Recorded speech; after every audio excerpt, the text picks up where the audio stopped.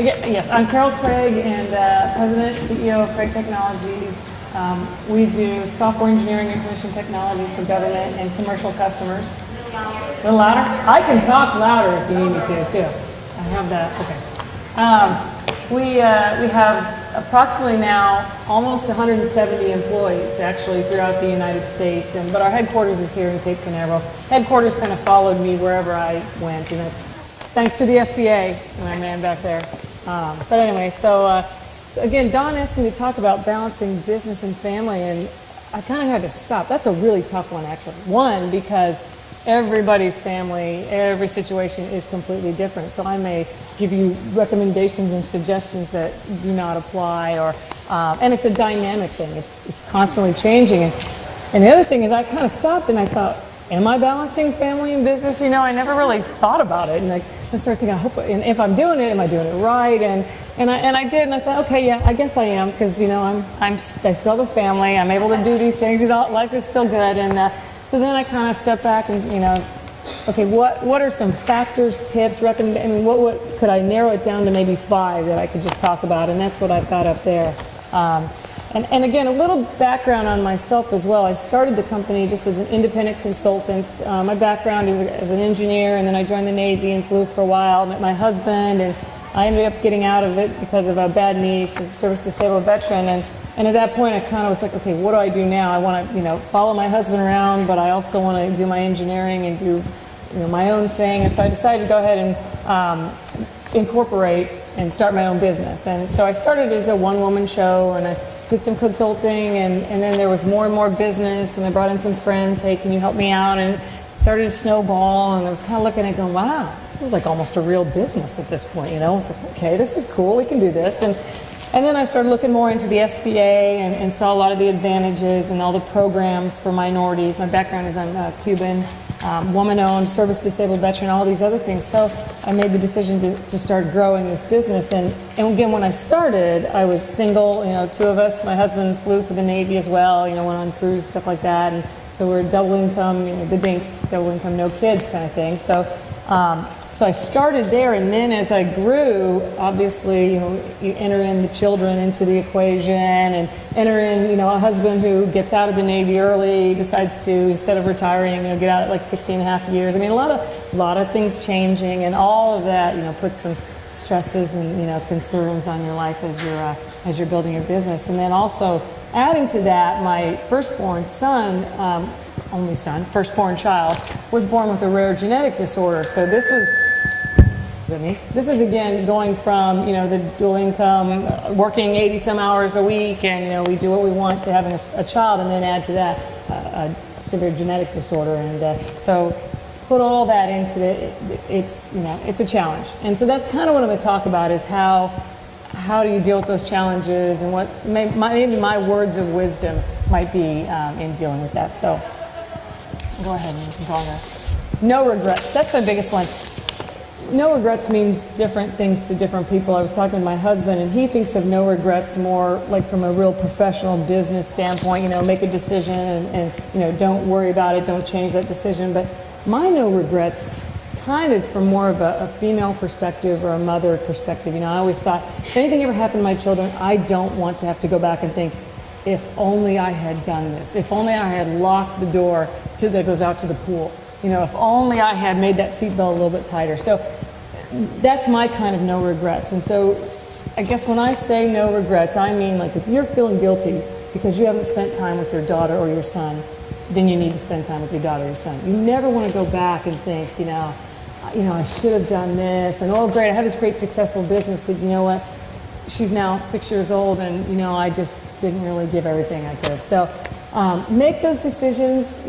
Prioritization, it is difficult. You just got to accept that it's going to be a difficult task, and that's okay. And for me, I go on my instinct. Like I said, just listen to yourself. If you know what's right, and you'll do what's right. One of my decisions was not to travel. So if you can imagine, I was talking with a male CEO about that whole thing. He went, "You don't travel? You own this company and you don't travel?" I'm like, well, no, when I do travel, I take my whole family with me. And I guess one of the abstracts in there, I kind of said one of the things that makes a woman a good CEO and a leader is the same thing that won't let her step away from the family. and it's that control freak kind of thing, and that's what it is in me. You know, I want to be with my kids. You know, I want to be a part of their lives and still be in control. So that means I don't go off and do the week trips in DC. And if there's, you know, I find any ways that I can, if I can do a call in, or I can focus my business in an area where I'm at. So again, I have no regrets on that. You know, and maybe I could have grown this business even faster and even more, and be doing more than we are. That's a decision I made, and I'm happy with it. And I think that's something to think about and whether you have had your business going and you have kids, or you're thinking about starting that business after you already have kids, you know, just remember that. Make sure no regrets. What ifs, that's the same thing. You know, if you keep, you know, you're indecisive and I don't know, again, just go with that gut instinct, and I pretty much guarantee you'll be right. There is a way to do it. I mean, you shouldn't have to.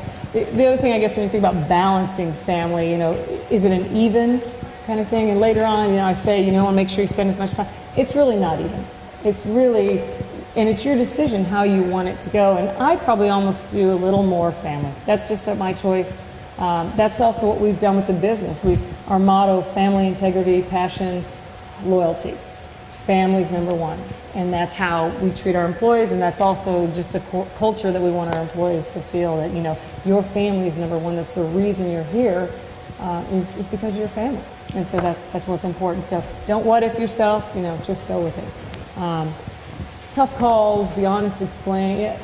One of the things very honest, and I'm honest with customers, with other companies, with employees. If something comes up and I'm making a choice, you know what, I can't be up there at this kickoff meeting for this contract, I'm going to tell them why. And I'm going to tell them it's because my son started first grade and I want to be there and I want to watch him go and they look all cute and all that. And I'm honest with that. I'm professional about it, but I'm honest about it. And I think that's what you have to do. You have to be honest, open.